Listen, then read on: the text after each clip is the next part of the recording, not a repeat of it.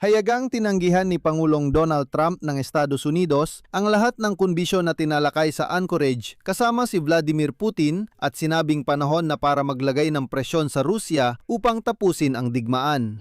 At mukhang papasok na naman tayo sa panibagong yugto ng negosasyon. Ang pagbabago ng posisyon ni Trump ay resulta ng kampanya ng mga pangmalayuang pag-atake ng Ukraine sa Rusya. At ayon sa ulat ng Axios, sinabi ng Pangulo ng Estados Unidos na si Donald Trump sa panahon ng G7 Summit sa Pransya na dapat paigtingin ang presyon sa Rusya at ipinahiwatig pa niya na maaari niyang talikuran ang mga kasunduan sa Alaska na di umano'y napag-usapan nila ni Vladimir Putin. Ibig sabihin, hindi na nakikita ni Trump na dapat ibigay ng walang tutol ng Ukraine ang mga teritoryo nila sa mga Ruso. Sabi ni Trump, nagbago na ang sitwasyon at delikado na raw gawin iyon na yon.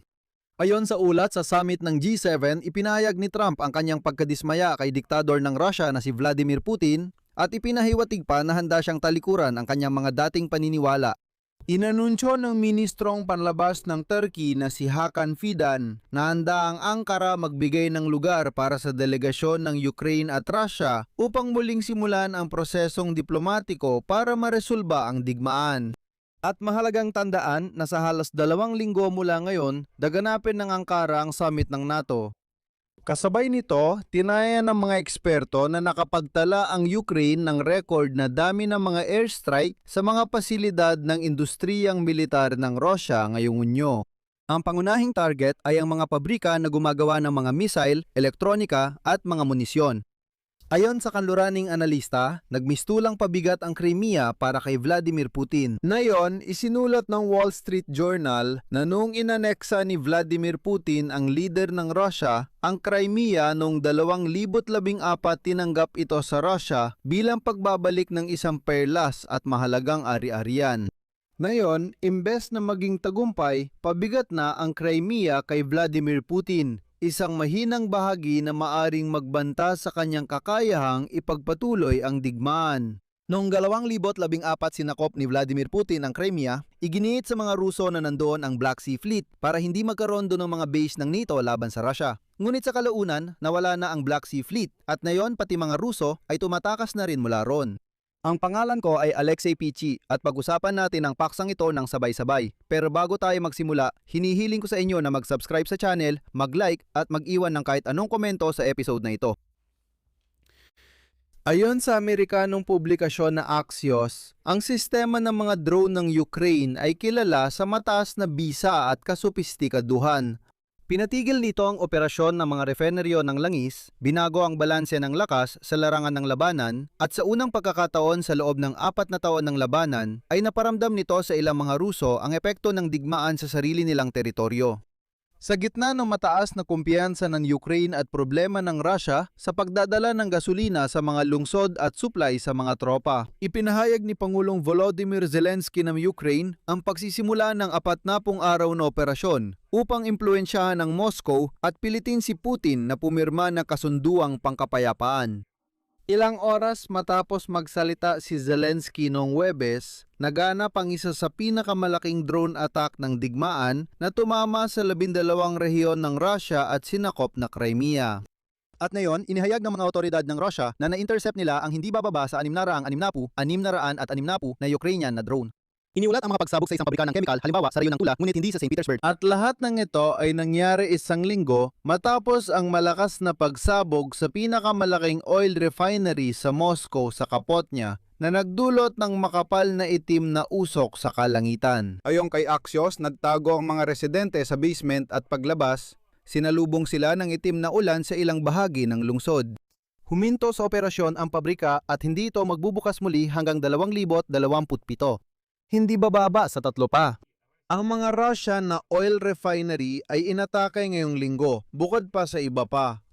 Ang pahayag ni Zelensky tungkol sa 40 araw na operasyon ay nagpapahiwatig na mas malalaking pag-atake pa ang darating. At narito ang isang sipi mula kay Zelensky. Kung magdurusa ang Ukraine, ang inyong Moscow ay masusunog. Maraming kahirapan ng Russia. Lahat ng ito ay dahil ayaw ni Vladimir Putin itigil ang digmaan at pakinggan ang aming mungkahi para sa isang pagpupulong, totoong negosasyon at marangal na kapayapaan. Iginigiit ni Vladimir Putin ang kahandaan ng Russia sa negosasyon pero ayon lang sa sarili niyang utopikong kondisyon. Kamakailan lang ngayong buwan, inamin niyang may pinsalang dulot ang mga pag-atake ng drone ng Ukraine. Sinabi niya na hindi kailanman mahahati ng mga ito ang lipunang Ruso. Narito ang pahayag ni Putin. Mga pag-atake sa sibilyang infrastruktura. Para saan ito? Layunin nitong pabagsakin ng lipunan. Paglika ng kawalang katiyakan tungkol sa mga aksyon ng sandatahang lakas ng Rusya. Pero tila may nararamdaman ang kalbong matanda. Naintindihan niya kung saan patungo ang lahat. At dito nagsisimula ang pinakakapanapanabik na bahagi. Si Pangulong Donald Trump ng Estados Unidos ay nakipagkita kay Vladimir Zelensky sa G7 Summit noong nakaraang linggo at bago yon nakipag-usap sa telepono kay Vladimir Putin. Binanggit niya na ang Ukraine na yon, ayon sa kanya, ay medyo mahusay na nakakaagapay sa digmaan. Ayon kay Albert ng Axios, sinabi ng dalawang opisyal sa G7 Summit na inis si Donald Trump kay Vladimir Putin at tinawag niya itong kalbong duwende. Ipinahiwatig pa niya na pwede niyang talikuran ang mga kasunduang anchor kung saan di umano'y tinanggap ng Estados Unidos ang mga kahilingan ng Russia na kontrolin ang Donbas sa anumang kasunduan. Naalala niyo pa ba ang mga usapang ngayon na di umano'y hiniling ni Putin na ibigay ng buo ang Donbas sa mga Ruso na kilala ni ng Estados Unidos ang Crimea bilang bahagi ng Russia at iba pa at sinasabing pumayag pa raw si Trump dito pero mga Ruso nga sila tila hindi pa sapat yon sa kanila at sa huli inamin nila ayon yun na nga. Ayon sa isang source ng Axios, laging may pagdududa si Trump sa lahat ng may kinalaman kay Vladimir Putin at binabanggit niya ang pressure at mga usapan tungkol sa Russia. Pero ang ibang mga leader ay hindi naniniwala na talagang gagawa ng aksyon si Putin. Sinasabing hinihiling niya na ang diplomasyang pinamunggunahan ng Estados Unidos ay pigilan ng Russia, ngunit hindi naniniwala ang ibang leader na kikilos si Putin. Ang punto, gustong kontrolin ng US ang Donbas sa pamamagitan ng diplomasya dahil sa pagsasabay ng digmaan doon laban sa Iran at pagkadismaya matapos mabigo ang ilang mga naunang round ng negosasyon. Inasahan ni Trump ang mabilis na resulta pero hindi ito natupad. At ngayon, umaasa sila na ang malawakang kampanya ng mga pag-atake laban sa Rusya ay magbibigay ng bagong sigla sa mga usapang pangkapayapaan. May mga analista ring naniniwala na habang tumataas ang presyon sa Moscow, maaari nitong lalo pang palakasin ang paniniwala ng mga Ruso na labanan at talunin ng Ukraine. Akala nila dun din nang gagaling kaya dun dapat lumaban. Oo, huwag kayong magulat mga Ruso ito. Ibig sabihin, walang lohika dun, talaga. Ngayon, maaring isipin nilang may lumilipad sa Moscow pero hindi na nila maalala paano nagsimula ang lahat. At syempre, sa kanila, nagsisimula ang sanhi at bunga mula sa puntong yon. Sa ngayon, pinakamalakas ang epekto ng long-range na pag-atake ng Ukraine sa Crimea na okupado ng Russia. Itinigil ng autoridad ang bentahan ng gasolina at nagdeklara ng state of emergency nitong Biyernes. Nagpatama ang Ukraine sa mga planta ng kuryente sa Crimea at sa mga transportasyon na naguugnay sa peninsula at Russia. At ngayon, napansin na ng ahensyang Bloomberg ng digmaan ni Putin laban sa Ukraine ay bumabalik laban sa Russia sa Crimea. Dahil sa pagkawala ng kuryente, libu-libong residente ng Crimea ang nawala ng supply ng tubig at maraming Ruso ang nagrereklamo na hindi man lang sila makaalis. Hindi sila makaalis ng peninsula dahil bawal magbenta ng gasolina sa gasolinahan. Pati ang Sevastopol ay nagkaproblema matapos ang pag-atake sa sistema ng kuryente ngayong linggo na nagdulot ng sira sa mga pumping station ng tubig. Nagpadala ang lokal na kumpanya ng mobile tanke para mag-supply ng tubig sa mga residente. Malinaw na habang matindi ang pagkalugi ng puwersa ng Russia, mas epektibong naglulunsad ng mga pag-atake gamit ang drone at missile ang Ukraine sa teritoryo ng Russia na sumisira sa mga oil refinery at mahalagang infrastruktura pati sa Moscow. Dahil dito, lumalala ang pagkaantala sa supply ng gasolina at tumitindi ang pressure sa ekonomiya kaugnay ng pagpopondo ng digmaan. At dito ko ipapaalala ng pagsakop sa Crimea ang siyang nagpatibay ng suporta kay Vladimir Putin noong 2014. Ngayon, tinatamaan ng mga pag-atake sa Crimea ang dalawang mahalagang bahagi ng naratibo ng Kremlin. Ang Crimea ay atin at si Putin ay katatagan. Pero para may mga pagdududa na dito, sa mga matinong tao, sa isang normal na tao, siguradong magtatanong sila, sigurado bang atin talaga ang Crimea? Sigurado bang matatag kay Putin o may problema pa rin? Hanggang ngayon, halos tahimik pa rin si Putin tungkol sa mga problema sa Crimea at sunod-sunod na pag-atake sa Russia.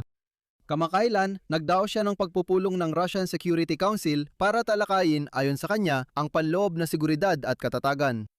Bukod sa mga pag-atake sa mga pasilidad militar sa Crimea, inatake rin ng puwersang Ukrainian ang ilang tulay sa rutang ginagamit ng Russia mula sa sinakop na timog Ukraine para putulin ang supply chain ng peninsula. Kamakailan, tinarget din ang mga ferry, bodega malapit sa Kerch Bridge, tren at truck para maantala ang supply mula Russia. Bilang resulta, ang kinatawag na Crimean Bridge ay lalong nagiging tanging maaasahang koneksyon sa pagitan ng Crimea at Russia. At dito, maraming nagtatanong, bakit hindi natin inaatake ang Crimean Bridge? Sa lahat ng palatandaan, mukhang hindi pa sinusubukan ng Ukraine bombahin ang Crimean Bridge. Kaya may haka-haka na parang hindi ito ang karaniwang Ukraine. Gusto lang nilang lumika ng napakahirap ng kalagayan sa peninsula, parang mga Ruso ay mapilit ang umalis gamit mismo ang Crimean Bridge na iyon. Ipinapakita ng Ukraine ang sapat na makataong pagtrato sa mga mananakop para sila mismo ang mag-impake ng kanilang mga gamit at umuwi sa kanilang maruming, hindi sibilisadong Russia. At ito ang kabalintunaan. Halos walang magawa ang Russia para hadlangan ng mga hakbang ng Ukraine sa pag-i-isolate ng Crimea. Malaki ang pinahina ng Ukraine ang sistema ng air defense ng sandatang lakas ng Russia sa Crimea, pagkatapos nito ay sinimulan na nila ang sistematikong pag-atake sa mga mahihinang punto, lohistika, gasolina, enerhiya at iba pa. Sa nakalipas na 6 na buwan, halos 10 beses na tumaas ang bilang ng mga pag-atake ng Ukrainian drones na may katamtamang layo sa lohistika ng Russia, mga imbakan ng supply, command posts at kagamitan. At kamakailan lang, inanunsyo pa ni Zelensky na inaprubahan niya ang isang 40 araw na operasyon ng impluwensya laban sa Russia na layuning pilitin ng mga Ruso na itigil ang digmaan. Nakakatuwang isipin kung paano nababahala ang mga tao sa Kremlin kapag naririnig nila ang mga salitang ito, na ito ay operasyong pilitin ang mga barbaro sa kapayapaan.